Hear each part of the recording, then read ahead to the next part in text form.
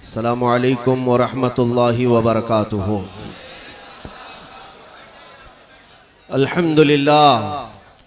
अल्हम्दुलिल्लाहिल हन्नानिल mannan अल्लज़ी खलक़ल इंसान व अल्लमहुल बयान वस्सलातु वस्सलामु अला रसूलिही सय्यिदिल इंसी वल जान व अला आलिही व अस्हाबिही दविल खैरि वल इहसान अम्मा बअद फ़अऊज़ु बिल्लाहि मिनश शैतानिर रजीम बिस्मिल्लाहिर रहमानिर रहीम कुन्तुम खैरा उम्मतिन उखरिजत लिन्नास तअमुरून बिल मअरूफ़ि व तन्हौना अनिल मुनकरि व तुअमिनून बिल्लाह इला आखिरि हाज़िहिल आया। सदक़ल्लाहु मौलानल अज़ीम व बल्लगना रसूलुहुन नबियुल अमीनुल मतीनुल मुख्तारुल करीम व नहनु अला ज़ालिका मिनश शाहिदीन वश्शाकिरीन वल हम्दुलिल्लाहि रब्बिल आलमीन। बारगाह रिसालत मुआब सल्लल्लाहु अलैहि वसल्लम में दुरूद पाक का हदिया पेश करें। अल्लाहुम्मा सल्लि अला सय्यिदिना व मौलाना मुहम्मदिन मअदनिल जूदि वल करम व आलिहि व अस्हाबिहिल किराम व इब्निहिल करीम व बारिक व सल्लिम सलातन दाइमतन सरमदन अबदा। अज़ीज़ान गिरामी वक़ार, मैं मशकूर व ममनून हूँ अहले खानवादा में से, खुसूसियत के साथ अज्जू मियाँ साहब क़िबला अदाम अल्लाहु इक़बालुहु, जिन्होंने मुसलसल मुझे याद फरमाया और हाज़री की यहाँ पर सआदत हासिल करने में मदद फरमाई। यकीनन उस बड़े आस्ताने पर आज हाज़री है हमारी, जिस हाज़री को हम अपनी आखिरत में गुनाहों का कफ़ारा और जन्नत में जाने का ज़रिया समझते हैं। अज़ीज़ान गिरामी, आम लोगों का तो मामला अलग है, हर जगह वो मज़ार दिखता है तो चले जाते हैं, लेकिन फ़ज़ल रहमान का आस्तां वो है जिस पर वक्त का मुजद्दिद भी हाजिर होता है। और आला हज़रत फ़ाज़िल बरेलवी रज़ी अल्लाह ताला अन्हु का नाम सनद के तौर पर इस्तेमाल किया जाता है। वो मुहक्किक जब पानी की अक़साम पर तहकीक करने पर आ जाए तो 100 से ज़्यादा पानी के अक़साम गिनवा दे, तो फिर जब वो मुर्शिद चुनने के लिए जाए तो ऐसी वैसी जगह कभी नहीं जाएगा। मेरे अजीजों, आज मैं यहाँ पर निस्बत हासिल करने और बरकत हासिल करने के लिए आया हूँ। इस आस्ताने की सबसे बड़ी बात तो ये है, जहाँ का मुताला करने के बाद मुझे ये लगा कि शायद हमारी मुरादें आस्ताने फ़ज़ल रहमान की बरकत से पूरी हो जाएं, इसलिए कि कलंदर लाहौरी जिसको कहते हैं, वक्त का अजीम शायर, मुफक्किर और कौम को बेदार करने वाला शायर इकबाल, अपने ज़माने का फसीहुल लिसान बलीगुल लिसान समझे, लेकिन अल्लामा इकबाल की हाज़री भी शाह फजलुर रहमान के दरबार में हुई तो इकबाल ने अपने ज़माने के हालात पर गुफ्तगू नहीं की। अंग्रेज़ों का दौर था, बल्कि शाह फजल रहमान से अल्लामा इकबाल ने कोई सवाल किया तो सिर्फ ये पूछा कि हुजूर, आपके दरबार में हाज़री सिर्फ इसलिए हुई है कि आप ये बता दें कि हुजूर पाक सल्लल्लाहु अलैहि वसल्लम का दीदार कैसे किया जाए। ये सवाल उससे किया जाता है जो रोज दीदार करता हो। इकबाल आम आदमी नहीं है। हुजूर पाक सल्लल्लाहु ताला अलैहि वसल्लम की बारगाह की हाज़री के मुतालिक शाह फजल रहमान से सवाल किया। आपने मुस्कुराया और फरमाया, कोई वजीफा कोई अमल मेरे पास ऐसा नहीं, बल्कि मोहब्बत इतनी बढ़ाओ कि मुहिब को खुद महबूब पर नजर पड़ जाए। दुनिया की मोहब्बत का तकाजा यह है कि जब कोई किसी से मोहब्बत करता है तो महबूब अपने मुहिब को देख लेता है या मुहिब अपने महबूब को देख लेता है। इसी तरह तुम मोहब्बत इतनी बढ़ा लो अपनी कि बारगाह मुस्तफा से खुद नजर हो जाए। फिर शाह फजले रहमान के दरबार से लौट करके इकबाल ने कहा था कि मोहम्मद से वफा तूने तो हम तेरे। यह हासिल जिंदगी है ये शेर, बल्कि मैं कहूं इकबाल के सारे शेर एक जगह पर और एक शेर एक तराजू पर तो ये सबसे भारी होगा। इकबाल के सारे कलाम का निचोड़ यही है कि मोहम्मद से वफा तूने तो हम तेरे हैं, ये जहां चीज है क्या लौहो कलम तेरे हैं। ये मोहब्बत मुस्तफ़ा की भीख इकबाल को फजले रहमा के आस्था से मिली है। अजीज़ान गिरामी, उसी मोहब्बत की भीख और खैरात लेने के लिए आज की शब मैं भी इस गंज मुरादाबाद में हाजिर आया हूँ कि हमारी जो निस्बतें हैं वो यहाँ पहुँच करके कामिल हो जाएं और मुर्शदान गिरामी जितने भी यहाँ पर आराम फरमा है वो नजर रहमत फरमाए और हमें मदीने तक की हाजिरी करवा दे।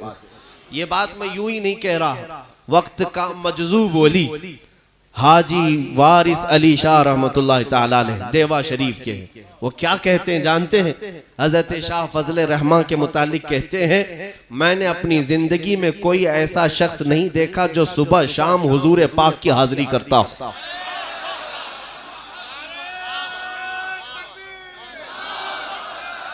ये हाजी वारिस अली शाह रहमतुल्लाह अलैह फरमाते हैं, मैंने अपनी जिंदगी में ऐसा कोई नहीं देखा जो रसूल करीम सल्लल्लाहु ताला अलैहि वसल्लम की बारगाह में मुसलसल सुबह शाम हाजिरी करता हो। और साथ में ये कहते हैं फजले रहमान के मुतालिक, मैंने ये भी महसूस किया, ये कौन कह रहे हैं? हाजी वारिस अली कह रहे हैं, मैंने ये भी महसूस किया फजले रहमान बात उस वक्त तक नहीं करते जब तक इशारा मदीने से नहीं होता। फिर आगे बढ़कर के ये भी कहते हैं फजले रहमान उस वक्त तक किसी को मुरीद नहीं करते जब तक रसूलुल्लाह हुक्म नहीं फरमाते। ये पढ़ने के बाद अब दिल खुल गया, ये मैंने पढ़ा तो दिल खुल गया कि अब यहाँ की हाजिरी तो हमारे लिए जिंदगी में फर्ज हो गई है, इसलिए कि अब रसूल पाक सल्लल्लाहु ताला अलैहि वसल्लम तक पहुंचना हो तो इन कदमों में आना होगा। अजीज़ान गिरामी वक़ार, मैं यहाँ पर सिर्फ बरकत हासिल करने के लिए आया, चंद बातें आपके सामने अर्ज करूँगा। वैसे तो नाज़िम इजलास और नकीब इजलास हमें क्या क्या कह कर के बुलाते हैं, ये सब इनकी मोहब्बतें, न खतीब न मुकर्रिर। मैं जो कहता हूँ वो एक दर्द है जो लोगों के सामने खोल कर रख देता हूँ। ना मेरे पास अल्फाज और ना तकल्लुम का तर्ज, हमारे पास बने बनाए अल्फाज नहीं, ढंग भी नहीं है, लेकिन उम्मत मुस्तफ़ा सल्लल्लाहु ताला अलैहि वसल्लम का एक दर्द सताता है जिसको हम कह जाते हैं और इस आस के साथ कहते हैं कि हमारी जिंदगी के अभी अय्याम कितने बाकी हैं पता नहीं, जब तक आज़ादी है कह लो और हुजूर पाक सल्लल्लाहु अलैहि वसल्लम की इस उम्मत तक अमानत पहुंचा दो। मेरे अजीजों, घबराने की जरूरत नहीं, डरने की भी जरूरत नहीं। हालात खराब हैं और ये आज जिस तरह से रोना रोया जा रहा है, हालात बड़े सख्त हैं, खराब हैं। मैं कहता हूं 1400 साल से हमारे लिए हालात अच्छे हुए ही कब थे? अच्छे हुए ही कब थे? इसलिए कि दुनिया की बातिल कुव्वतों के सामने अगर कोई सबसे बड़ा कांटा उन्हें लगता है तो इस्लाम और मुसलमान है, हर जमाने में। यह और बात है कि बाज औकात ऐसे आए कि शौकत इस्लाम का इजहार भरपूर तरीके से हुआ, हुकूमतें आई, तख्तो ताज आए और सियासत हुई, लोगों के ऊपर हुक्मरानी हुई। ये चंद दौर ऐसे भी आए, लेकिन हर जमाने में बातिल कुव्वतों के लिए इस्लाम खटकता ही रहा। इसीलिए इकबाल ने कहा था, सतीजा कार रहा है अजल से ता इमरोज, शरारे बू लहबी से चिरागे मुस्तफवी। पहले दिन से लेकर आज तक ये हमी, ये लुका छुपी चलती रही है। रोज अव्वल से ही इस्लाम के साथ जिस तरह का ये दुगला सलूक करते हैं वो चला आ रहा है। आप अभी सुन रहे थे कि हम जान दे देंगे लेकिन हुजूर पाक सल्लल्लाहु अलैहि वसल्लम के नाम पर समझौता नहीं करेंगे। साथ ही मैं नकीब इजलास से कहता हूँ, जरा एहतियात के दायरे में आप लोगों से मुखातिब हों।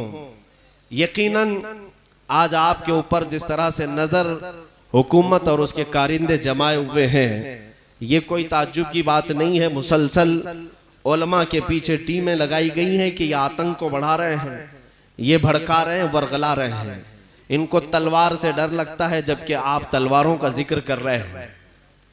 आपने कहा कि समझौता नहीं होगा, तलवार उठ जाएगी। मैं कहता हूं तलवार बहुत दूर की चीज है, तलवार बहुत दूर की चीज है। हम वमा रमैत इद रमैत वाले बदरी सहाबा के वारिस हैं, अल्हम्दुलिल्लाह। जंगे बद्र में आने वाले बदरी सहाबा के वारिस हैं। अगर लकड़ी भी उठा ले तो तलवार से भारी है। तलवार बहुत दूर की बात है, तलवारों का जिक्र ना करें, तलवारों का, गोली बंदूक बारूद का जिक्र ना करें। ये मुस्तफ़ा करीम सल्लल्लाहु अलैहि वसल्लम के वो सच्चे आशिक हैं कि ये कंकरियां उठा ले तो रब तबारक व तआला उनमें भी वो ताकत अता करेगा जो इनके मिसाइलों में नहीं है।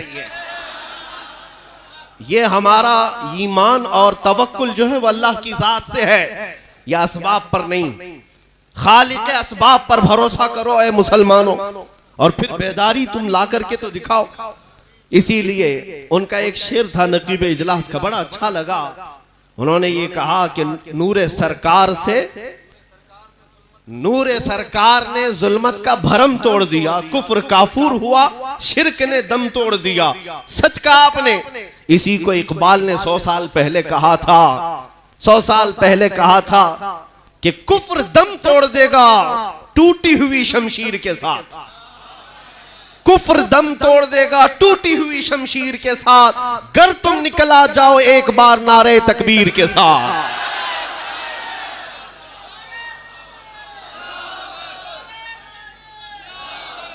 मेरे अजीजों, तुम क्या समझते हो? तुम अल्लाह तबारक व तआला की वो चुनिंदा कौम हो जिसको कुरान लक़ब दे रहा है खैर उम्मतिन। तुम पूरी कायनात में सबसे बेहतरीन उम्मत हो। और रब ताला फरमाता है कान हक़्क़न अलैना नस्रुल मुमिनीन, हमने अपने ऊपर लाजिम कर लिया है कि ईमान वालों की मदद करेंगे। मदद तुम्हारे साथ है अल्लाह की। और रसूल करीम सल्लल्लाहु तआला अलैहि वसल्लम जब गारे सौर में थे, कुफ्फारे मक्का ढूंढते ढूंढते गारे सौर तक पहुंच गए। हिजरत का वाकया मालूम होगा जब हुजूर पाक सल्लल्लाहु अलैहि वसल्लम सिद्दीक़ अकबर के साथ तन्हा है और 100 से ज्यादा कुफ्फार मुशरिकीन हुजूर का पीछा करते हुए वहां तक पहुंच गए। जब गारे सौर के करीब उनके कदमों की आहट आई तो सैयदना अबू बकर सिद्दीक रज़ी अल्लाह तआला अन्हु घबराने लगे।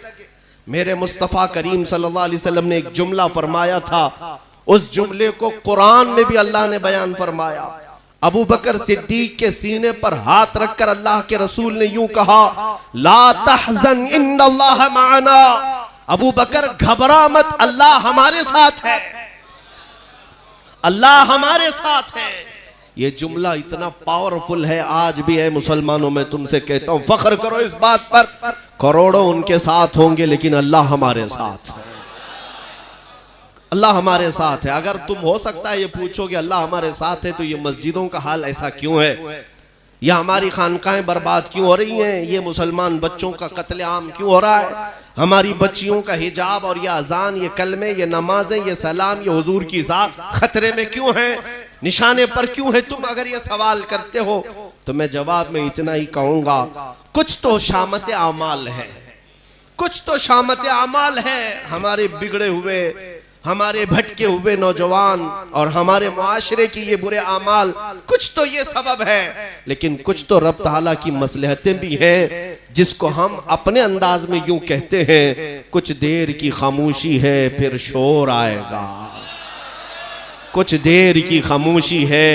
फिर शोर आएगा।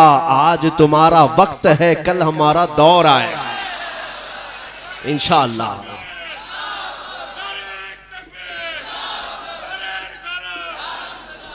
मेरे अजीजों, इकबाल ने यह भी कहा था, जरा नम हो तो बड़ी जरखेज है ये मिट्टी।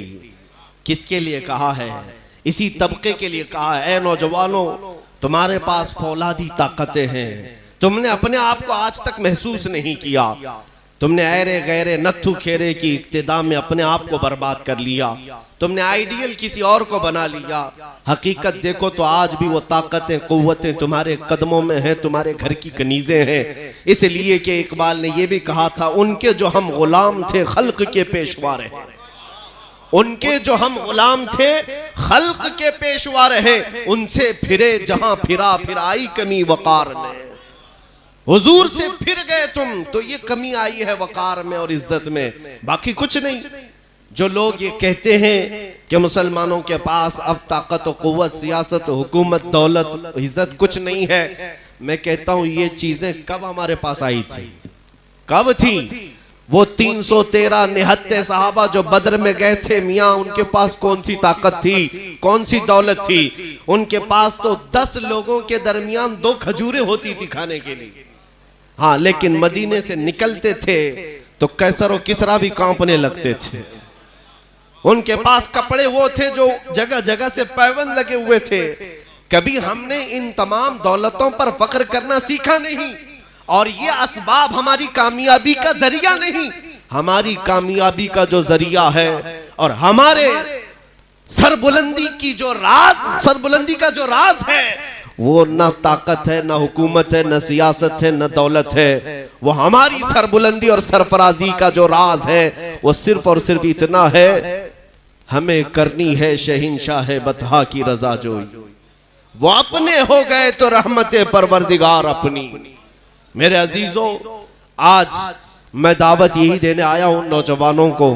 कुरान तुम्हारे मुतालिक ये कहता है, कुंतुम खैर उम्मतिन, तुम सबसे बेहतरीन उम्मत हो तमाम इंसानों में। तुम लोगों को अच्छाई का हुक्म देते हो, बुराइयों से रोकते हो, और अल्लाह पर बगैर देखे ईमान लाते हो। तुम्हारी ये खुसूसियतें हैं, दुनिया की कौमों से तुम्हारी तुलना नहीं की जा सकती, दूसरे तमाम लोगों से तुमको कंपेयर नहीं किया जा सकता। इसलिए कभी भी अपने आप को दूसरों के साथ कंपेयर मत करो कि फलां कम्युनिटी वाले कारों में घूम रहे हैं, फलां के पास बड़े बड़े बंगले हैं, उस कौम को देखो पैसों की रेल पेल है। तुम अपने आप को उनसे कंपेयर क्यों करते हो? तुम्हें पता नहीं तुम्हारे पास क्या है। उनके पास दुनिया की गाड़ी, बंगले, घोड़े सब होंगे, लेकिन ऐ नादानो, उनके पास मदीने का ताजदार नहीं है। अगर वो आमीना का लाल किसी के सीने में बसता है तो हम गरीबों के सीने में बसता है, हम गरीबों के सीने में है। ये सबसे बड़ी दौलत तुम्हारे पास है। और रब्बे जुल जलाल की बारगाह में जब लौट करके जाना है तो वहां तो इज्जत किसकी होगी वो देखी जाने वाली है, न मर्सिडीज वाले की, न ऑडी वाले की, बल्कि कयामत के दिन इज्जत उसी की होगी जिसके हाथ में दामन मेरे मुस्तफा का होगा। यहाँ पर एक बात मैं अर्ज कर रहा हूँ अजीज़ान गिरामी, जो हमारे लिए सबसे बड़ी दौलत है फख्र की, वो मोहब्बत रसूल का वो चिराग है जो अभी भी तुम्हारे सीनों में मौजूद है। मैं नाउम्मीद नहीं हूँ, मैं नाउम्मीद नहीं हूँ, और ना ही मैं एहसासात को मारने वाला आदमी, बल्कि मैं जानता हूँ आज भी हमारी कौम, मैंने हिंदुस्तान के चप्पे चप्पे में दौरे करके देख लिया हमारे नौजवानों के मुतालिक या मुसलमानों के मुतालिक। कुछ बातें तो हैं ये बिगड़े हुए हैं, हालात के मारे हुए हैं, फैशन ज़दा हो गए, नमाजों से दूर हैं, कुछ नेकियों से भी दूर हैं। लेकिन मैंने चीज महसूस की है, गुनहगार तो हो गए हैं लेकिन गद्दार नहीं हुए। गुनहगार तो हो गए लेकिन गद्दार नहीं हुए। गुनहगार की बख्शिश है, गद्दार की बख्शिश नहीं है।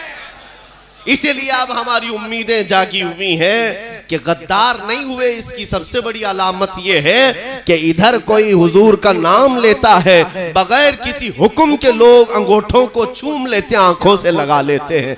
तुम्हें किसने कहा हुजूर के नाम को चूम कर आंखों से लगाओ? इधर अशहदु अन्ना मुहम्मदर रसूलुल्लाह कहा जाता है। हर एक के लब चूम करके अंगूठों को आंखों से क्यों लग जाते हैं? ये अलामत है कि दिल के अंदर अभी चिराग मुस्तफा का जल रहा है, उस मोहब्बत का चिराग मौजूद है। बस इस दिया की रोशनी को और थोड़ा शोला बनाने की देर है। जिस दिन ये चिराग शोला बनेगा इंशाअल्लाह अज़ीज़ वो वक्त आएगा जब मुझ जैसा एक कमतर आदमी नहीं, तुम हर मोहल्ले में एक एक सलमान जरूर देखोगे, हर बस्ती में देखोगे। मैं अपनी तारीफ के लिए बात नहीं कर रहा, मैं तहदीस नेमत के लिए कह रहा हूं। आज अगर तुमको मुझसे मोहब्बत है तो इसलिए नहीं है कि मैं किसी बड़े खानदान का बेटा हो, बल्कि सिर्फ मुझसे मोहब्बत इसलिए करते हो कि मेरे मुस्तफा की हदीसें या बातें किया करता है। हुजूर पाक सल्लल्लाहु ताला अलैहि वसल्लम की मोहब्बत की बात करता हूँ, यही इज्जत है। और कल को देखोगे जिस दिन ये चिराग थोड़ा और बुलंद हुआ, इंशाअल्लाह अजीज हमारे हर गली का बच्चा उस कुफ्र की तागूती ताकतों को ललकारता हुआ नजर आएगा। इंशाअल्लाह अजीज वो दिन आना है जिसको इकबाल ने कहा था कि निकल करके सहरा से जिसने उलट दिया था तख्ते रोमा को, सुना है कुदसियों से मैंने कि वो शेर फिर होशियार होगा, वो शेर फिर होशियार होगा। अब वो वक्त आने वाला है, थोड़ी आजमाइशें जरूर होंगी, लेकिन तुम्हें अपना इत्तेहाद, अपनी यूनिटी, अपना इत्तेफाक बरकरार रखने की जरूरत है। उलमा के माबैन इख्तिलाफात जिस दिन खत्म हो जाएं, ये ताकत इस कदर मजबूत हो जाएगी कि इसका अंदाजा नहीं कर सकेंगे, इसका अंदाजा नहीं कर सकते। आपको पता है अल्लाह तबारक व तआला ने अपने हबीब सल्लल्लाहु अलैहि वसल्लम को एक खुसूसियत अता की। खुद मेरे आका फरमाते हैं नुसिरतु बिर्रुअबी, अल्लाह ताला ने मुझे रौब के जरिए से मदद किया है। रौब क्या है? दुश्मनों पर उनका खौफ, दुश्मनों के दिलों पर हुजूर का खौफ। कितनी दूर से? हदीस में 500 मील दूर अगर दुश्मन है, वहीं से हुजूर के नाम से खौफ से कांपने लगता है। यह अल्लाह ताला की तरफ से दिया हुआ रौब। और बुजुर्गाने दीन फरमाते हैं रसूल पाक सल्लल्लाहु ताला अलैहि वसल्लम की बरकत से अल्लाह ने उनकी उम्मत को भी ये रौब अता किया है। उनकी उम्मत के उलमा, मशाइख और उम्मत के मुत्तकीन को ये रौब मिला है। और चाहे वो दसियों की तादाद में कि सैकड़ों की तादाद में, अल्लाह ने तुम्हें रौब के जरिए मदद फरमाया। रौब तुम्हारा मौजूद है, खौफ है, मौजूद है। आज मुझे ये बात समझ में नहीं आती।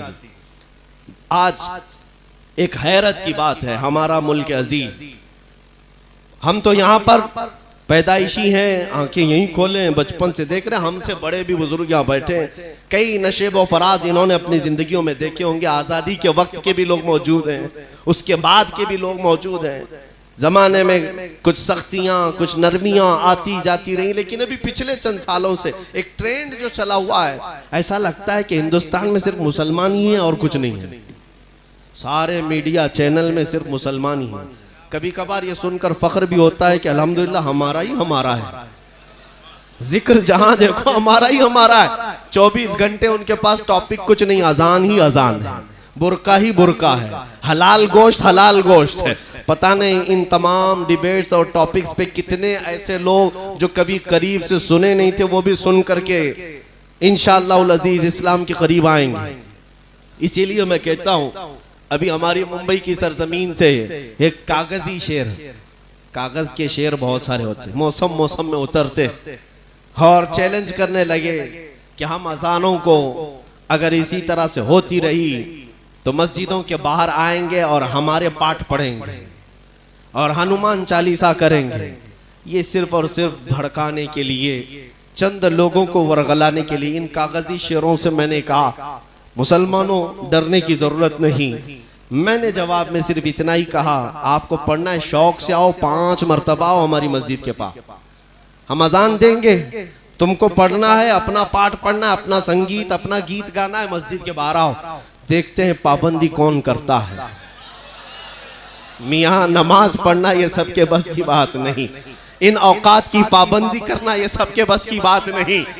बहरहाल आप तो जाओ, आ जाओ, पाठ पढ़ोगे, संगीत पढ़ोगे, जो कुछ करना है करो। मेरा ये विजदान कहता है चंद दिन तुम अजान सुनोगे, फिर तुम्हारी भी जुबान से अल्लाहू अकबर निकलने लगेगा।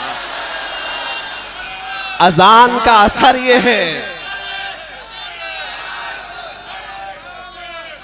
अरे मियाँ, ये जबरदस्ती कागजी शेरों ने डरा रखा है, वरना आम हिंदू दुश्मन नहीं है अजान के, आम हिंदू दुश्मन नहीं। आज भी हमारी मस्जिदों के बाहर अपने बीमार बच्चों को लेकर आते हैं।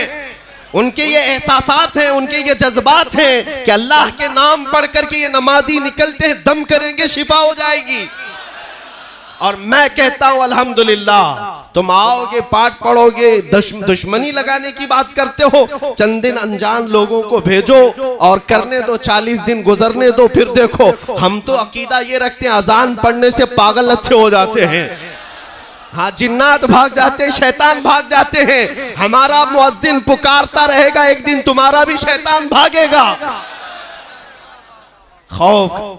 इसलिए मेरे अजीजों आला हजरत का वो शेर हमारे हौसले बुलंद करता है। आपने फरमाया था खौफ ना रख रजा जरा तू तो है अब्दे मुस्तफा, खौफ ना रख रजा जरा तू तो है अब्दे मुस्तफा, तेरे लिए अमान है, तेरे लिए अमान है। हमारे लिए अल्लाह के हबीब सल्लल्लाहु अलैहि वसल्लम की मोहब्बत काफी है। अजीजान गिरामी, मैं जो बात अर्ज कर रहा था मुख्तसरन अंदाज में सुनो। हुजूर पाक सल्लल्लाहु अलैहि वसल्लम की मजलिस से हज़रत उमर फारूक भी उसमें बैठे। मेरे आका सल्लल्लाहु अलैहि वसल्लम ने ये जिक्र किया, कब्र के हालात बताए। कब्र के मुतालिक फरमाया कि तुम्हें पता है जैसे ही मैयत को दफन करके लोग चले जाते हैं, दो फरिश्ते आते हैं नीली आंखों वाले, काले चेहरे वाले, दांतों से जमीन को चीरते हुए आएंगे, सख्तियों के साथ सवाल करेंगे। मुनकर नकीर के मुतालिक हुजूर पाक सल्लल्लाहु अलैहि वसल्लम इरशाद फरमा रहे थे, सहाबा की महफिल है और वो सवालात क्या करेंगे, तुम्हारा रब कौन है, तुम्हारा दीन क्या है, और तुम मोहम्मद सल्लल्लाहु अलैहि वसल्लम के बारे में, हुजूर पाक सल्लल्लाहु अलैहि वसल्लम के बारे में क्या कहते थे। ये तकरीबन सारे मुसलमानों को मालूम है कब्र में सवालात होंगे, पता है ना। हुजूर पाक सल्लल्लाहु अलैहि वसल्लम जब ये बयान कर रहे थे, वो फरिश्ते जो होंगे बड़े सख्त किस्म के होंगे, उनकी जो शक्ल है वो बड़ी हैबतनाक, निहायत काला चेहरा, नीली आंखें, लंबे दांत, ये उनकी जो शक्ल बताई गई हदीसों में। कहा कि वो डरावनी शक्ल होगी, उन्हें देखना भी एक बहुत बड़ी सब्र आजमा लम्हा होगा। हुजूर पाक सल्लल्लाहु अलैहि वसल्लम ने हजरत उमर से पूछा, उमर जब तुम कब्र में जाओगे और वो फरिश्ते आएंगे तो क्या जवाब दोगे, जवाब क्या दोगे। हजरत उमर फारूक रज़ियल्लाहु ताला अन्हु ने जवाब देने की बजाय यूं अर्ज किया, मेरे आका आपकी बारगाह में एक अरीजा है, आप मुझे ये बता दें, आज जो मैं आपसे मोहब्बत करता हूं, आज जिस तरह मैं आपसे मोहब्बत करता हूं, क्या ये मोहब्बत मरने के बाद कब्र में भी बाकी रहेगी, क्या ये मोहब्बत कब्र में भी बाकी रहेगी। मेरे आका सल्लल्लाहु अलैहि वसल्लम ने फरमाया, उमर दुनिया की मोहब्बतें सांस के खत्म होते ही खत्म हो जाएंगी, मेरी मोहब्बत कब्र में भी और हशर में भी कायम रहने वाली। तब हजरत उमर फारूक ने खड़े होकर के अर्ज किया, या रसूल अल्लाह, मरने के बाद अगर आपकी मोहब्बत बाकी रहने वाली है तो ये फरिश्तों का मामला मेरे ऊपर छोड़ दे, मैं खुद निपट लूंगा। ये फख्र किस बात पर था सैयदना उमर इब्न खत्ताब को, सिर्फ और सिर्फ अपनी मोहब्बत मुस्तफा पर। इसलिए मैं कहता हूं मुसलमानों, अगर सैयदना उमर फारूक रज़ियल्लाहु ताला अन्हु ने ये हमें जज्बा दिया है कि रसूल पाक की मोहब्बत है, तो कब्र के फरिश्तों से भी हम निपट लेंगे, जवाबात दे लेंगे, क्योंकि मेरे आका की इनायत साथ होगी। तो फिर अगर दुनिया में तुम्हारे अगर ये इतना यकीन हो जाए कि मेरा दिल सिर्फ और सिर्फ धड़कता है मेरे मुस्तफा के लिए, तो कब्र में फरिश्तों को जवाब देने की जब हिम्मत है, तो यहाँ के वक्त के तागूती ताकतों को मुकाबला करने की हिम्मत क्यों नहीं आ सकती। यकीनन आएगी जिस दिन तुम्हारा दिल यकीन के साथ भर जाएगा, जिस दिन यकीन के साथ भर जाएगा कि मैं मेरे मुस्तफ़ा करीम सल्लल्लाहु अलैहि वसल्लम का सच्चा गुलाम। हाँ, आजमाइशें आएंगी मेरे अजीजों, ऐसा नहीं है कि आज जिस तरह से हम बोल रहे हैं हमारे साथ कुछ नहीं होना है, होगा। और मैं ये कहता हूं कि ज्यादा से ज्यादा क्या होगा, गर्दन मार दी जाएगी, मौत आनी है एक ही बार आनी है, उसके अलावा तो नहीं। और हम उस बरेली के जारूफ कश हैं जहां का इमाम हमें यह सिखाता है, करूं तेरे नाम पे जान फिदा, न बस एक जान दो जहां फिदा, दो जहां से भी नहीं जी भरा, करूं क्या करोड़ों जहां नहीं। जब हम जान फिदा करने की बात करते हैं तो फिर वो मुहावरा भी याद होना चाहिए जो आम मसल में कहा जाता है, ओखली में सर रख ही दिया तो मुसल से क्या डरना। ओखली में जब सर रख दिया है तो मुसल से क्या डरना है। हुजूर पाक सल्लल्लाहु ताला अलैहि वसल्लम की मोहब्बत और उनकी बारगाह में उनकी इज्जत की पहरेदारी की कसम उठा ही लिया, तो फिर अब इन सब बातिल चूंटियों से डरने की जरूरत क्या है। अगर हमारी आजमाइश होनी है तो मौला की मर्जी से होगी, अगर रब तबारक व ताला की मर्जी होगी तो आजमाइश होगी, और मौला अगर ना चाहे ये हजारों ताकतें मिलकर के हमारा बाल भी नहीं निकाल सकेंगे। इतना यकीन है इंशाअल्लाह अज़ीज़। अज़ीज़ान गिरामी वक़ार, लोग अगर हमें इस बात का ताना देते हो या इस तौर पर झिझोड़ते हो कि ये हालात इस तरह की गुफ्तगू के नहीं है, जेल में चले जाओगे, सड़ जाओगे, फांसी हो जाएगी, मुकदमे हो जाएंगे और जिंदगी भर कोर्ट कचेरी के चक्कर काटेंगे। तो हमने कहा क्या हुजूर की मोहब्बत मुफ्त में लेना चाहते हो, हलवे खा करके? हाँ, सिर्फ खिचड़े और नियाज़ें खा करके लेना चाहते हो? अरे मोहब्बत उसको कहते हैं जो बिलाल हबशी की आवाज में है कि अंगारों पर सो करके भी मेरे मुस्तफ़ा की वफादारी का ऐलान किया था। हाँ, खुबैब इब्न अदी की वो मोहब्बत है कि सूली पर चढ़ करके नाक कट गई, कान कट गए, होंठ काटे गए, नाखून खींच लिए गए, आंखों में सलाइयां फेर दी गई, तब भी ये कहता था वो खुबैब इब्न अदी, जालिमो तुम मेरे जिस्म के 1000 टुकड़े कर लो गवारा है, लेकिन अब भी मेरे मुस्तफा के तलवे में कांटा चुभे ये भी मुझे गवारा नहीं, ये भी मुझे गवारा नहीं। हमने ये सिर्फ किताबों में पढ़ने के लिए और बयानात में सुनने के लिए नहीं, जिस दिन प्रैक्टिकल करना होगा है नौजवानों, हुजूर के नाम पर अगर कोई तकलीफ और मशक्कत उठानी हो तो उठाएंगे इंशाअल्लाह। इसलिए कि हमारी माओ ने सिर्फ दूध ही नहीं पिलाया, इश्क रसूल भी पिलाया, और जिसकी माँ ने नहीं पिलाया वो मेरा मुखातब भी नहीं है, जिसकी माँ ने नहीं पिलाया वो मेरा मुखातब नहीं है। मेरा मुखातब, मेरा सुनने वाला वही है जो अपनी माँ के सीने से दूध के साथ इश्क रसूल भी पी कर आया हो।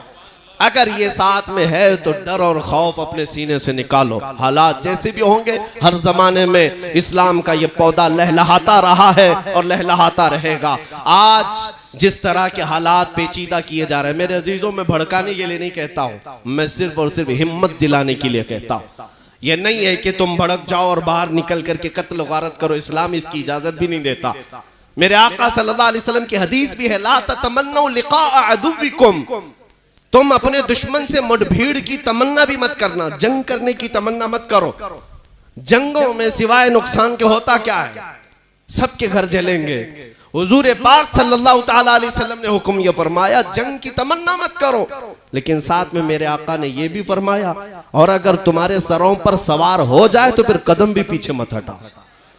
हाँ, अगर जबरदस्ती कोई तुम्हारे सरों पर सवार हो जाए तो फिर साबित कदमी का मुजाहरा करो, अल्लाह की मदद तुम्हारे साथ आएगी, अल्लाह की मदद आएगी।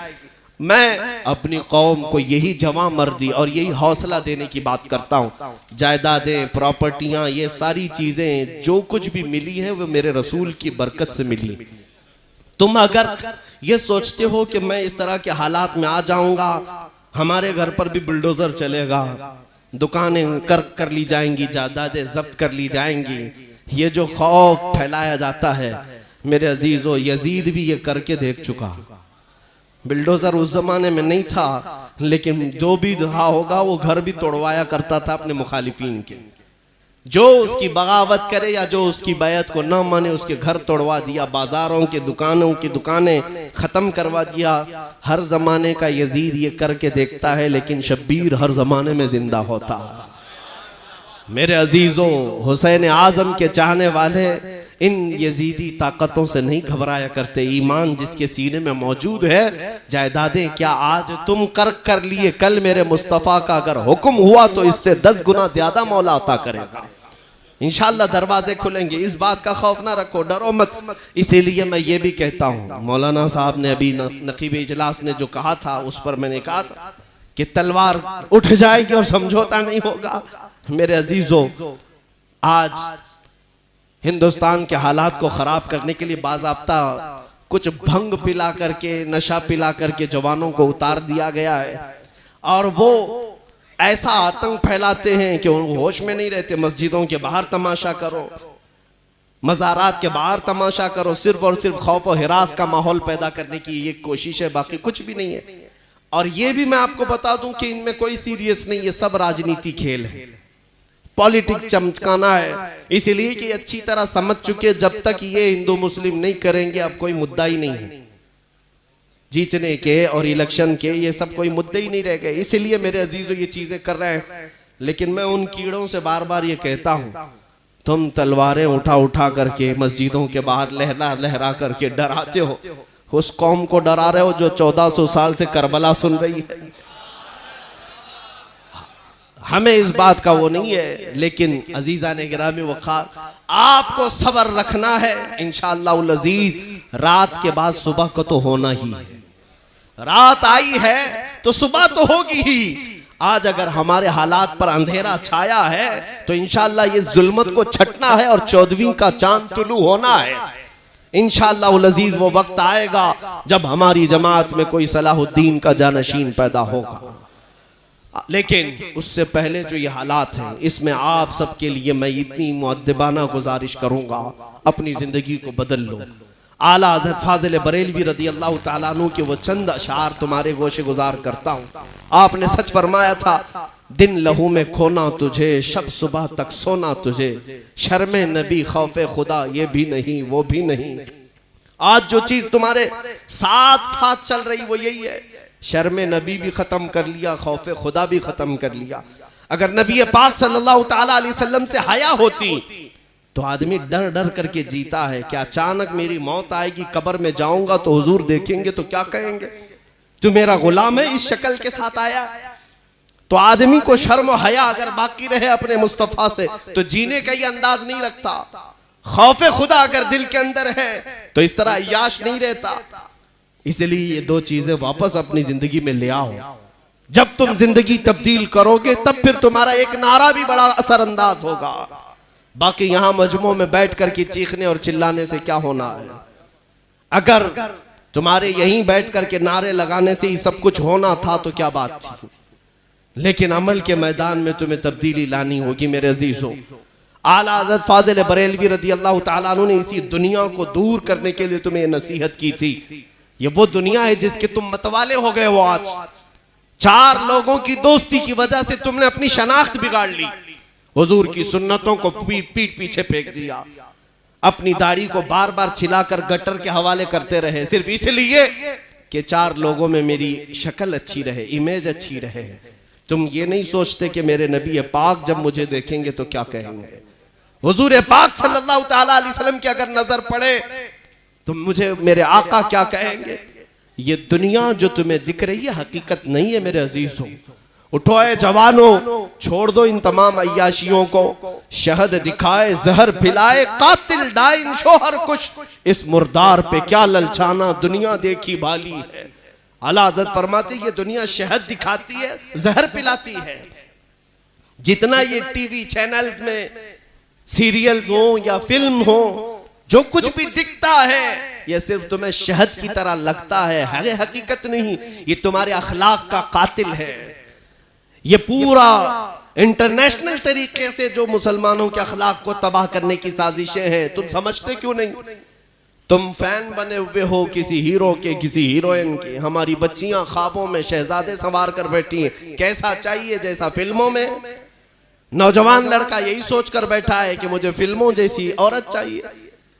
तुम मुस्तफा करीम के गुलाम हो, कभी ये क्यों नहीं सोचा कि मुझे अगर निकाह में चाहिए तो फातिमा की कनीज चाहिए। एक खातून ये ख्वाब क्यों नहीं सजाती कि मुझे अल्लाह ताला रफीक हयात और शरीक हयात दे तो हैदर कर्रार का गुलाम अता करे। ये मुसलमानों के तौर तरीके थे, लेकिन तुमने दुनिया में मह होकर मस्त होकर किसी और की इक्तिदा को अपना लिया।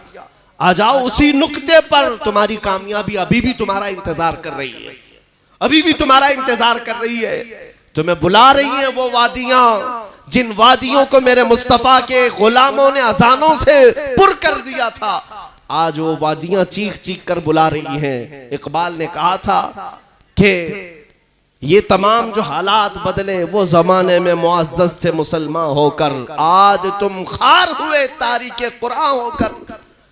आज तुम सब छोड़ गए और वो तमाम वादियां आज जिस तरह वीरान नजर आ रही। एक बात मैं कहता हूं मेरे अजीजों, न संभलोगे तो मिट जाओगे ए हिंदी मुसलमानों, तुम्हारी दास्तां तक न रहेगी दास्तानों में।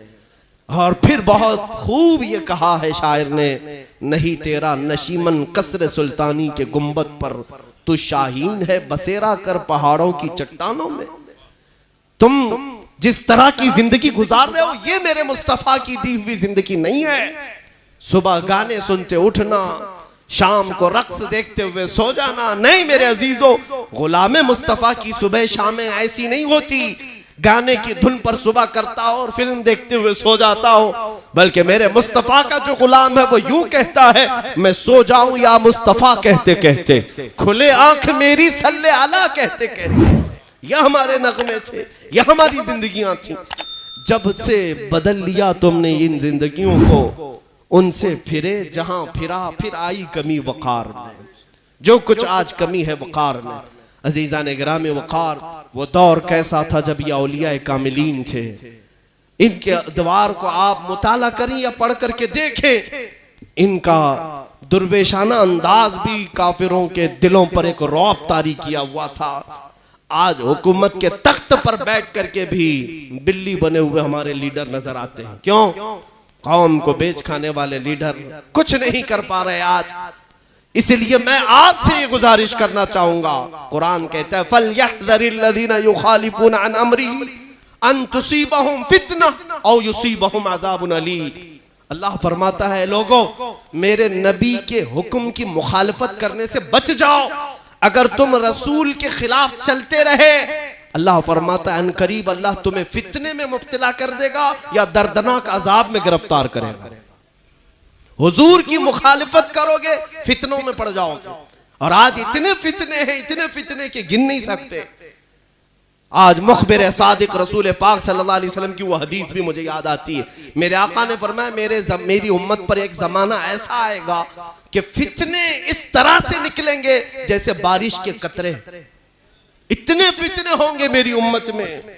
और एक मिसाल में मेरे आका ने यह फरमाया, तस्बीह के दाने जिस तरह टूट कर बिखर जाते हैं, तस्बीह की अगर डोर टूट जाए, तस्बीह का धागा अगर टूट गया तो उसके जो मनके हैं कैसे जमीन पर गिर जाते हैं। हुजूर पाक सल्लल्लाहु अलैहि वसल्लम फरमाते हैं फितने इस तरह से फैल जाएंगे, एक को पकड़ने की कोशिश करोगे दूसरा उधर चला जाएगा, दूसरा पकड़ने की कोशिश करोगे तीसरा इधर चला जाएगा। आज फितनों का दौर ऐसा ही है, आप देख नहीं रहे। आज हालात ऐसे हैं कि घर जलाए जा रहे हैं और तुम अभी अपने ऐश को खत्म नहीं करना चाहते। क्या मेरे अजीजों ये फिक्र का वक्त नहीं है? क्या ये सोच विचार का वक्त नहीं है? क्या ये लड़ने का वक्त है? आज तुम्हारी अजानें दाव पर लग गई, रसूल पाक सल्लल्लाहु अलैहि वसल्लम की इज्जत पर मुसलसल हमले, बल्कि अल्लाह रब्बुल इज्जत की शान में भी गालियां दी जाने लगी। हिंदुस्तान का मजलूम अगर कोई तबका है तो हम हैं। सबसे ज्यादा टारगेट जिस कौम को किया जा रहा है वो हम हैं। आज किसी दूसरे धर्म को इतना नहीं छेड़ा जाता। क्रिश्चियन यहां पर क्या खा रहे हैं, कैसे जी रहे हैं, किसी को फर्क नहीं पड़ता। लेकिन मुसलमान क्या खा रहा है, किस तरह खा रहा है, इस सब की फिक्र बड़ी है। कौन सा गोश्त खाता है, हलाल तरीके से या झटके से, इसकी फिक्र है। दुनिया नंगी घूम रही है, उसकी फिक्र नहीं। लेकिन हमारी बच्चियां हिजाब भी पहने तो उन्हें तकलीफ है, हिजाब भी पहने। अरे यहाँ तो स्कर्ट वाले हाफ कपड़े वाले वैसे ही घूम रहे हैं। हमने कब किसको उंगली उठाई है? आजाद मुल्क के मजे ले रहे हो लोग, लेकिन हमारी बच्चियों का हिजाब भी अगर गड़ता है। अजानों का मसला है, सारी इबादत खानों में सब कुछ आवाजें अब तक चलती रही, भजन भी चलते रहे, घंटियां भी बजती रही, क्रिश्चियनों के यहाँ भी गीत गाए जाते रहे, गुरुद्वारों में संगीत पढ़ी जाती रही, लेकिन किसी का जिक्र नहीं। पूरे हिंदुस्तान में अगर आवाज से किसी को तकलीफ है तो अजानों से। टारगेट एक ही कौम, तुम ही हो। इसीलिए आला हजरत ने जो फरमाया तवज्जो चाहता हूं। आपने फरमाया था तेरी गठरी ताकी है और तूने नींद निकाली है। तू कहता है मीठी नींद है, तेरी मथी निराली है। ये किस लिए कहा था आला हजरत ने? तेरी गठरी ताकी है, मतलब तुम्हारे पास जो ईमान की दौलत है यही सबको खटक रही है, यही सबको खटक रही है। तेरी गठरी ताकी है और तू सो रहा है। ये बड़े ताज्जुब की बात है। दूसरों को चोरी का डर नहीं, उनके पास है क्या? चोरी अगर होगी तो ईमान की होगी। तुम्हें डरने की जरूरत है। अलर्ट रहो, बेदार रहो। आंख से काजल साफ चुरा ले, यहां वो चोर बला के हैं और तुम सोए जा रहे हो। अजीजा ने गिरामी वक़ार, आज मुझे बताओ उम्मत के गयूर नौजवानों, कल क़यामत के दिन मौला जब हिसाब के मैदान में खड़ा करेगा मेरे आका सल्लल्लाहु अलैहि वसल्लम फरमाते हैं उस वक्त तक कोई आदम का बेटा कदम नहीं हटा सकेगा जब तक मौला ताला के 5 सवालों का जवाब नहीं देगा। उनमें से पहला सवाल मौला ये फरमाएगा, ए इब्ने आदम, ए आदम के बेटे, मैंने तुझे जवानी दी थी, कहां कहां खर्चा किया, जरा हिसाब दे दे। अल्लाह ताला जब ये सवाल करेगा, जवानी का हिसाब देना इतना भारी हो जाएगा, इतना भारी कि मुहद्दिसीन फरमाते हैं बाज लोगों को 300 साल लग जाएंगे, बाज को 400 साल लग जाएंगे जवानी का हिसाब देते देते। मैं तुमसे पूछता हूं, कल बरोज़े क़यामत अगर तुमसे सवाल कर लिया जाए, जब मेरे नबी पाक की शान में गालियां दी जा रही थी उस वक्त तू कर क्या रहा था? तुम जवाब यही दोगे कि मैं फेसबुक चला रहा था, गेम खेल रहा था, रात भर चैटिंग कर रहा था। तुम्हारे पास मसरूफियत क्या थी? क्या तुम्हारा दिल दर्द कर रहा था? मैं तुम्हें बताऊं मोहब्बत किसे कहते हैं। मेरे आका सल्लल्लाहु ताला अलैहि वसल्लम का बायकॉट किया था मक्का वालों ने। 3 साल तक मेरे आका सल्लल्लाहु अलैहि वसल्लम का सोशल बायकॉट किया था मक्का वालों ने। हुजूर सल्लल्लाहु अलैहि वसल्लम और उनके चचा और उनके खानदान वाले शौबे अबी तालिब एक घाटी है, पहाड़ों के बीच में रह रहे थे। 3 साल तक खाना पानी तक बंद करके रखा था और उनसे मक्का वाले सलाम कलाम मिलना जुलना रिश्ता सब कुछ बंद रखे हुए थे। यहां तक कि इन 3 सालों में कई दिन ऐसे आए मेरे आका के ऊपर कि हुजूर पाक सल्लल्लाहु अलैहि वसल्लम ने दरख्त के पत्ते चबा कर खाए और चमड़े को उबाल करके खाया, चमड़े को पानी गर्म करके उबाल करके खाए। ये 3 साल बड़ी सख्ती के गुजरे। लेकिन मोहब्बत किसे कहते हैं मैं बताऊं आपको। साद इब्ने मुआज मदीने के एक सहाबी हैं जो हुजूर पाक के हाथ पर इस्लाम ला चुके थे बहुत पहले ही, मक्का आकर के ही, और मदीने में रहते थे। मदीना 450 किलोमीटर दूर है मक्का से। उस जमाने में तकरीबन 9 दिन का सफर हो जाता था। जब साद इब्ने मुआज को पता चला कि रसूल पाक का बायकॉट किया है मक्का वालों ने, मेरे आका पत्ते खा रहे हैं और चमड़े को गर्म करके खा रहे हैं।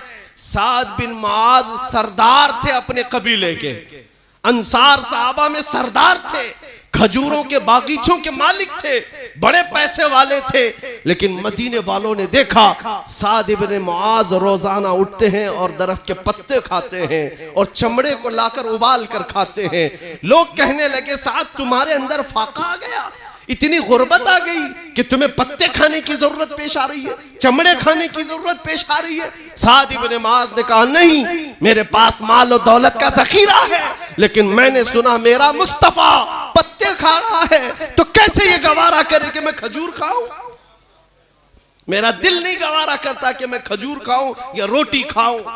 मेरे मुस्तफा करीम सल्लल्लाहु अलैहि वसल्लम का बायकॉट किया है मक्का वालों ने, तो जो नबी पाक सल्लल्लाहु ताला अलैहि वसल्लम पर उन्होंने खाना पानी बंद किया, तो मैं उस वक्त तक नहीं खाऊंगा रोटी जब तक मेरे आका रोटी ना खा ले। ये सहाबा की मोहब्बत थी। आज नबी कौनैन सल्लल्लाहु ताला अलैहि वसल्लम की मोहब्बत रखने वालों को इतनी तो फिक्र कर सकते हो कि तुम्हारे अंदर बेचैनी आ जाए, बेकरारी आ जाए कि मेरे नबी की इज्जत अब सलामत नहीं रही तो मेरी कौन सी इज्जत सलामत रहने वाली है, मेरे घर की क्या इज्जत बचने वाली है।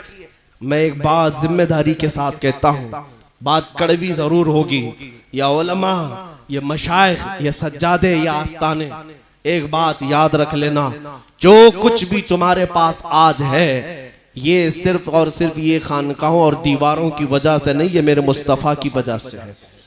नबी पाक सल्लल्लाहु अलैहि वसल्लम की निस्बत से सब कुछ मिला है। उलमा को जो इज्जत मिली है, उलमा का आज जो माश चल रहा है, वो सब नबी के टुकड़ों पर है। खानकाहों के जितने सज्जादे हैं वो जो कुछ भी खाते हैं वो मेरे मुस्तफा का सदका खाते हैं। और अगर हुजूर पाक के नाम पर अलर्ट नहीं हुए, बेदार नहीं हुए, तो हो सकता है ये नेमतें छिन जाएं, ये नेमतें छिन जाएंगी। मेरे अजीजों, हम कंप्रोमाइज सब बातों पर कर सकते हैं, लेकिन हुजूर पाक की इज्जत के मामले में नहीं होनी चाहिए। इतनी बेदारी ले आओ, इतनी बेदारी ले आओ जितनी बेदारी वक्त का मुजद्दिद देना चाहता था। बरेली का इमाम ये कह करके गया है, लोगों जिंदगी गुजारना हो तो यूं गुजारो, पुकारो गुंबदे खजरा के मकी को और गवाह बना करके ये कहो मेरा इस दुनिया में कुछ नहीं है, जो कुछ है वो आपका है। दहन में जुबान तुम्हारे लिए, बदन में है जान तुम्हारे लिए। या रसूल अल्लाह हम आए यहाँ तुम्हारे लिए, उठे भी वहां तुम्हारे लिए। जीने का तरीका ये होना चाहिए। और मुर्शिद गिरामी हुजूर ताजुश शरिया रहमतुल्लाह ताला अलैह ने आखिर वक्त में ये मैसेज दिया था, जिंदगी ये नहीं है किसी की किसी के लिए, जिंदगी है नबी की नबी के लिए। ना समझ मरते हैं जिंदगी के लिए, अरे जीना मरना है सब कुछ नबी के लिए। हुजूर पाक सल्लल्लाहु अलैहि वसल्लम के हो जाओ। आज हमारी ये गरज, हमारा ये ऐलान और हमारी ये पुकार, तुम जो समझते हो ये तकरीर समझो, खिताबत समझो, बयान समझो, वाज समझो, जो तुम्हारी मर्जी, लेकिन हम चाहते इतना ही हैं कि जिस रास्ते पर मेरे आका ने सहाबा को छोड़ा था वो रास्ता आज भी तुम्हें पुकार रहा है। आ जाओ उसी रास्ते पर, आ जाओ उस रास्ते पर, इसलिए कि उस रास्ते में कोई कजी नहीं, कोई टेढ़ापन नहीं। वो रास्ता मदीने से सीधे मेरे मौला की बारगाह में ले जाता है। और ये औलिया कामिलीन के उर्सों पर आने वाले, आप यहाँ कोई तमाशा देखने नहीं आते। इन औलिया के आस्थानों पर, उर्सों पर आने वाले रात भर इंटरटेनमेंट करने के लिए नहीं आते। यहाँ जो आते हैं वो दिल की इस्लाह के लिए आते हैं। मैं अभी किताब अजुमिया साहब ने मुझे दिया था, किताब रहमत और न्यामत, न्यामत और रहमत, हाँ रहमत और न्यामत, ये किताब अभी मैं पढ़ रहा था, भोले मियां रहमतुल्लाह ताला अलैह की लिखी हुई किताब। और ये अपने दादा, दोनों दादा, छोटे बाबा और बड़े बाबा, नहीं अपने वालिद और अपने बड़े अब्बा, अपने वालिद और अपने बड़े अब्बा के जमाने में किताब लिखी। जो बात उसमें मुझे अच्छी लगी वो ये थी, रहमत मियां और न्यामत मियां दोनों, जब भोले मियां ने किताब लिख करके, क्या किताब लिखी, उनकी सवाने उम्री थी, शाह फजले रहमान की, शाह अहमद मियां की और अपने बाप की, अपने चचा की, वो सब तारीखी बातें उसमें जमा की। किताब लेकर के अपने वालिद के पास या उनके पास जब पेश किया तो उसमें जवाब जो आया वो बड़ा ही फिक्र अंगेज है, जो हर पीर का होना चाहिए।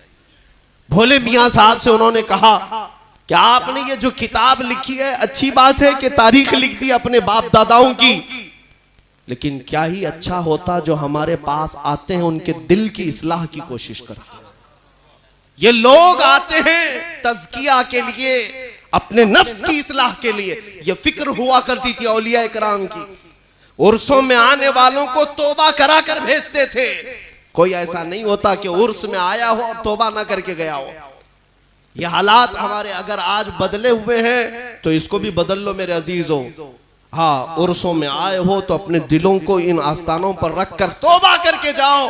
क्या अब तक भटका हुआ था, दुनिया की रंगीनियां देख देख करके बहका हुआ था, आपने अपने दरबार में बुला लिया, दिल साफ करो और मदीने पहुंचा दो। आज की रात ये दुआ करके जाना, और वो भी शाह फजले रहमान के आस्थान पर जब दुआ करके जाओगे तो इंशाअल्लाह मेरा ये यकीन है कि कल की उर्स की सुबह जो होने वाली है, अगर इनका सदका और इनकी खैरात बट गई तो इस उर्स में आए हुए सैकड़ों चेहरे मुस्तफा करीम की मोहब्बत से जगमगाने लग जाएंगे।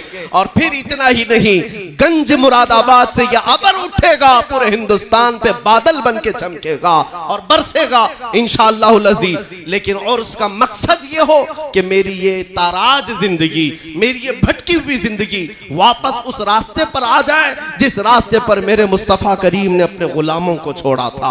मेरे आका सल्लल्लाहु अलैहि वसल्लम की खुशबू जहां आ जाए मैं वहां तक आ जाऊं। ऐ मेरे अजीजों, तुमने दुनिया में देखा क्या है?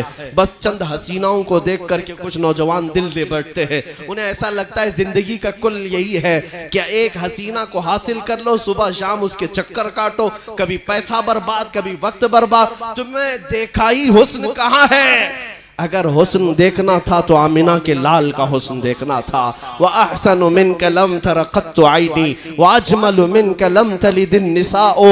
उस हुस्ने दो आलम को देख करके उनके गुलाम ने पुकारा था, हस्सान बिन साबित ने, या रसूल अल्लाह, आपसे ज्यादा हसीन मेरी आंखों ने देखा ही नहीं, बल्कि आपसे ज्यादा खूबसूरत किसी माँ ने आज तक जना ही नहीं। बलगल उला बि कमालिही कशफत दुजा बि जमालिही हसुनत जमीउ खिसालिही सल्लु अलैहि व आलिही या सय्यद या साहिबल जमाल व या सय्यदल बशर मिन वजहिकल मुनीर लक़द नुव्विरल क़मर ला युमकिनु सनाउ कमा कान हक़्क़ुहु। बादज़ खुदा बुजुर्ग दुई किस्सा मुख्तसर। मैं अपनी गुफ्तगू को ख़त्म करता हूँ इन बातों पर। क्या नौजवानों, अब जीने का सलीका ये बनाओ कि अब जिएंगे तो मेरे मुस्तफ़ा को देखने की आस में जिएंगे। अब हर रात सोएंगे तो ये तमन्ना लेकर सोएंगे, मौला आज की रात मेरे वो अजीम रात दे दे कि मेरे भाग खुल जाएं, मेरे नसीबे जाग जाएं और गुंबद खजरा का मकी मेरे ख्वाब में तशरीफ लाए। मुख चंद बदर शाशानी ये माथे चमके लठ नूरानी ये, मुख चंद बदर शाशानी ये माथे चमके लठ नूरानी ये, काली जुल्फ ते अख मस्तानी ये मखमूर अखे हिन मद भरिया, उस सूरत नू मैं जान अखा की जान जहां अखा, सच अखा रब दी शान अखा, उस शान तो शाना सब नबिया। सुबहान अल्लाह मा अजमलका मा अकमलका मा अहसनका, कित्ते महरे अली कित्ते तेरी सना, गुस्ताख अखे कित्ती जा अरिया। और बरेली के ताजदार की जुबान से उस हुस्न को सुनना है तो यूं कहता है बरेली का इमाम, वो कमाल हुस्न हुजूर है कि गुमान नक्स जहां नहीं, यही फूल खार से दूर है, यही शम्मा है कि धुआं नहीं, तेरे आगे यूं हैं दबे लचे फुसहा अरब के बड़े बड़े, कोई जाने मुंह में जुबान नहीं, नहीं बल्कि जिस्म में जान नहीं। हमारी तकरीर का खुलासा ये है, हम ऐरे गैरे की बात नहीं करते। करूं तेरी करूं मदह अहले दुवल रजा, पड़े इस बला में मेरी बला, मैं गदा हूं अपने करीम का, मेरा दीन पारे ना नहीं। ऐ जवानों, गंज